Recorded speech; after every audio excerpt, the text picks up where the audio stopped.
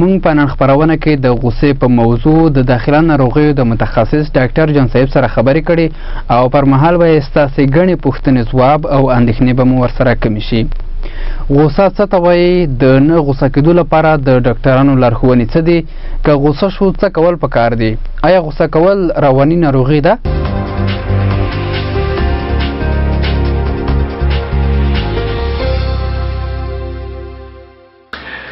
غوسه په لنډو لفظو کې د بل چا د غلطۍ سزا ځان ته ورکول د ده په سوچ باندې، خو په طبي اصطلاح کې غوسه یو انتهایی هغه احساساتي ردعمل دی چې یو انسان د ده په سوچ په مطابق دای دا وایي چې د زما د عزت حدود، د زما د حکومت حدود، د زما د دولت حدود په ټکر کې دي، نو دا د هغې ټاکر نه د ساتلو دپاره یو رد عمل کوي.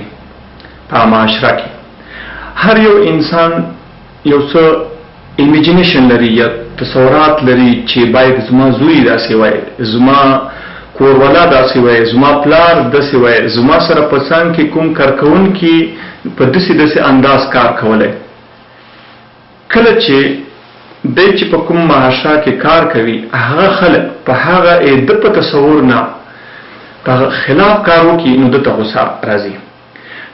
غوسه هر یو انسان هم لري او ځناور هم لري، خو فرق دا دی چې ځینې خلک د غوسې کنټرول لري، یعنی آیته چې کوم تصورات وي د هغې کې دی نرمي اختیارولی شي. دا خبره قبوله کړې وي چې ټول خلک د زما د سوچ په مطابق نشي کېدی.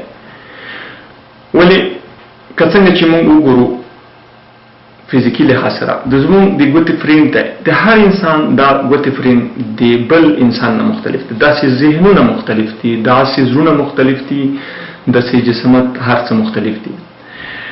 نو موږ باید اول دا شی قبول کړو چې یا مخالفت شته، خو موږ چې چا سره اوسېږو په انګلیش کې یو هغه دی چې انسان چې دا یو سوشل معاشرتي ځناور دی، یعنی په سوسایټي کې به اوسېږي، یوازې نشي اوسېدی. نو کله چې موږ غواړو چې د چا سره په یو ځای کار وکړو نو په هغه کې به زموږ د دې ذهنو په مطابق ځنه شیونه ورسره منو، بیا به غوسه نه راځي.